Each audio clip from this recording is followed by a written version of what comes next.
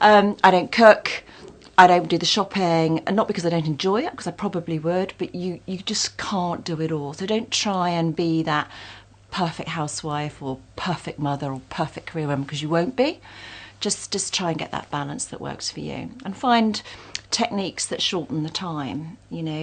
I've been very fortunate. I have a very supportive husband. I've worked with great assistants and great support teams. I look after them as well, which I think is important. And then you'll be amazed how much ground you can cover.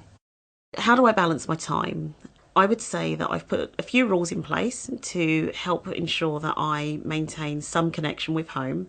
So I always try to ensure that I'm home 2 nights a week. 2 nights a week means that my children know it will not always be the same 2 nights, but they'll know that I'm home on certain nights, and I always let them know when I'm going to be home, so they have the opportunity to come and speak to me about different issues, come and talk to me about problems that they're having at school, or ask me to read a report, etc. I'm also contactable for them, so if they need me, they know to contact me via my BlackBerry, call me on my work phone, email me. Those are the quickest ways to get hold of me, because they're old enough to be able to send those emails and text messages.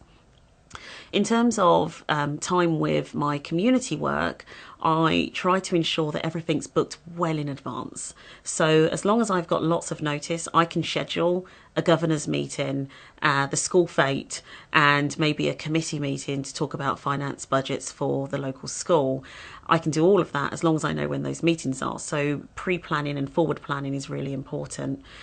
And then from a work perspective, the work that I'm in often requires lots of evening engagements and social engagements. And so it's really just about ensuring that sometimes you can say no, I'm not available, and you can ask somebody else if they'd like to go, because then you're also giving the opportunity to somebody else to take your space and to build their own network as well.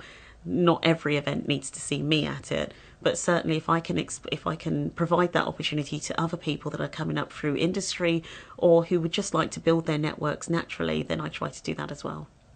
Another important factor, I think, for work-life balance is not to compartmentalise your life, not to think this is my work, this is my home, this is my hobby or my social, because you won't cover the ground. It will all be too difficult. So the best thing to do is try and bring them together within reason. So I've always felt very strongly, and it's always worked, always take your children to your workplace so they can picture where you sit, what the view is out of your window, who you work with. Take them to where you work, let them see where you go every day, that it's not this sort of mysterious place. Show them some of the things you do. I take sort of presentations home and show them, obviously not the deeply confidential ones, but just show them the sorts of things I do, or the video clips that I do. Get them involved in what you're doing, and also socially. My husband knows a lot of people at work. I've only been there 2 years, but I've got a quiz night tonight as it happens. Partners are invited, next door neighbours, anyone who you think is brilliant at quizzes, bring them in, because you have to bring your lives to your different parts of your life together so that you can maximise the time that you have, and it becomes much more enjoyable, and therefore you get much more of a support mechanism around you when things don't go so well, either at home or at work. So I think that would be another important tip I'd offer to people. Networks are really important, and understanding everyone's agenda and how their agenda aligns with sort of where you're trying to go, what results you're trying to drive for the business. And in the end, there will be a common ground, and it's about conveying it. So I've found over the last couple of years, the more and more you go to board meetings, the decisions, a lot of them, or the support to those decisions are made beforehand, and you need to understand where that power base is, and you go and you ensure that you've got them on board before you go in there.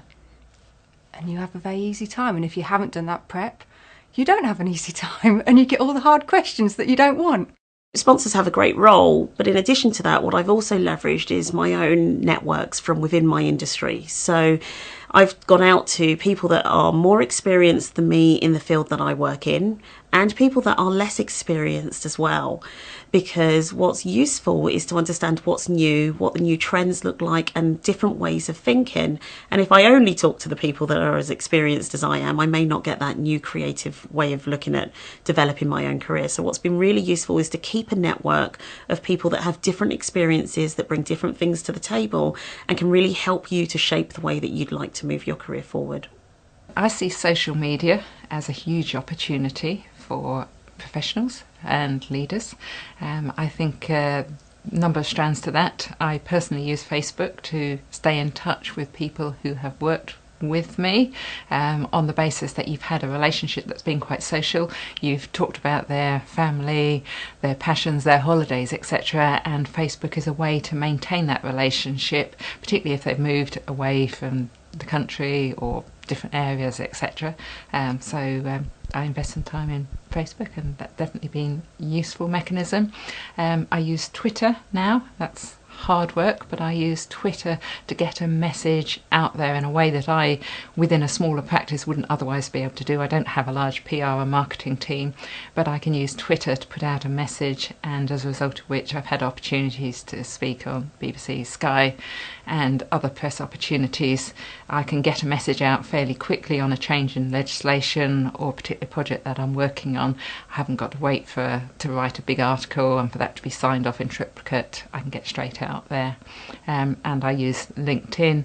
Not just, I think it's important that your profile is credible, because inevitably when you go to meet a potential client, when you meet solicitors, whatever it is, before you even arrive, they're going to look at your LinkedIn account and they're going to come to a judgment about whether you're credible in the area that you say you're credible in.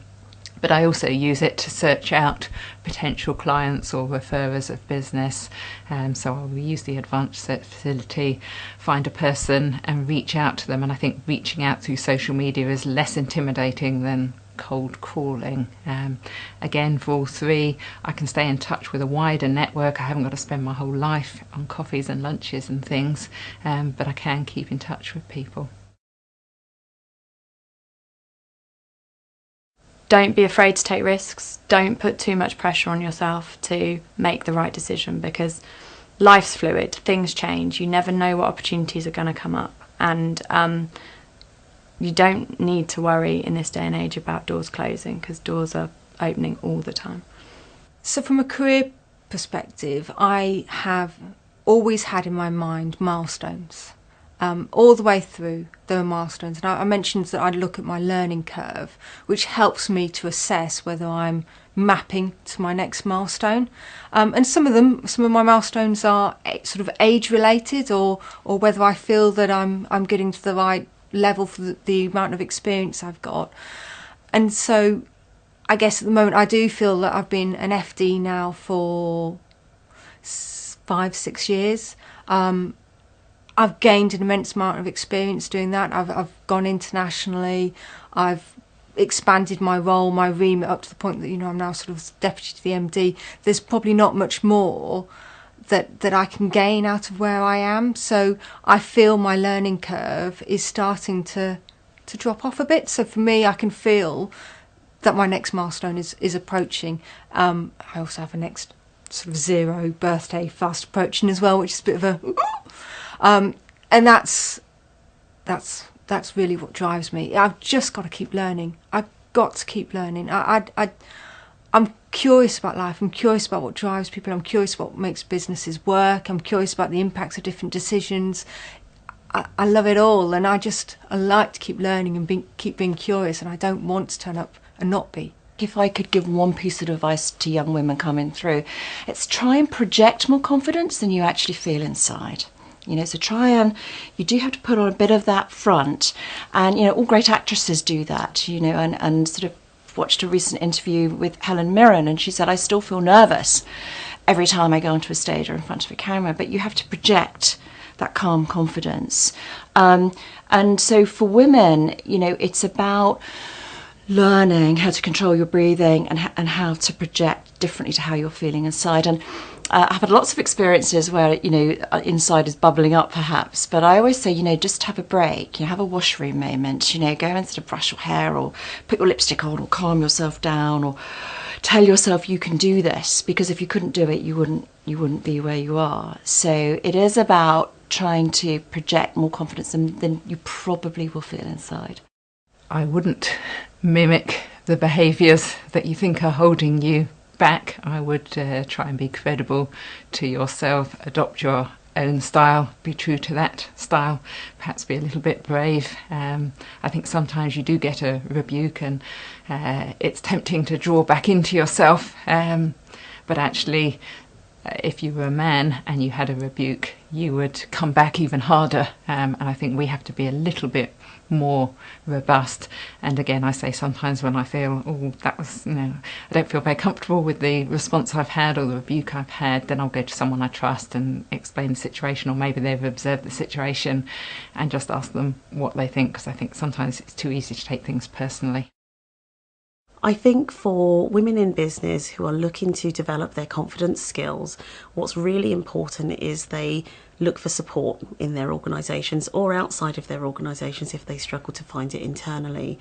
So they really need to think about, how can I find an individual that helps me, that I'm happy to talk to, that will help me think about how I'm being perceived, or how I'm expressing myself when I'm having conversations, that maybe somebody that could give me feedback in a meeting. Don't be afraid to ask a colleague, how did I perform in that meeting? Was I clear? Did I come across okay? That's not a problem to do. And if you can ask a colleague that's close to you, you'll find that their feedback will be both honest, but also a little bit easier to take on the chin if there are areas for you to develop. I think women do need to be forgiving of themselves. I think we try to be everything to everyone. We try to please everyone. We're very keen to please, and I count myself in that. And actually, it's more important to be respected than necessarily to please everyone. So I think we can be quite harsh on ourselves. As I say, I think perhaps sometimes we need to prioritise. We don't necessarily need to do 120% of every job. We need to do what's required, and sometimes we then need to move on to the next project. Perhaps need to be better at delegating, giving people around us the opportunity to do something, perhaps not stepping in too quickly if they don't get it right first time, which I'm perhaps guilty of sometimes. The advice that I'd share with anyone is, it's great to get other people's views, it's great to understand, and a lot of people have got a wealth of experience, but they see the world through their eyes, not your own. And you really do have to place some trust in what your gut says.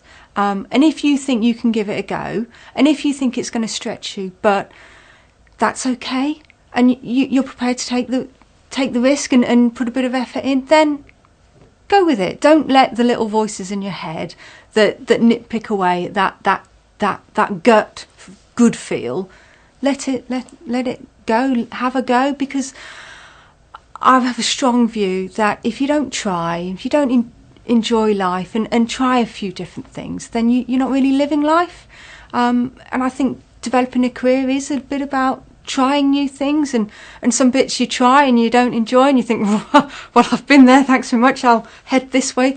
But you've got to try, and I think that's really important as you're coming up, and especially in the sort of the lower levels of the organisation, you've got opportunities to try a lot more. And just having a go, going on to the projects, you might be really busy, but make a bit of time and try it all out, and never regret. Never ever regret. Always just go for it. Put your hand up. Don't sit quietly. Make yourself known, and get involved.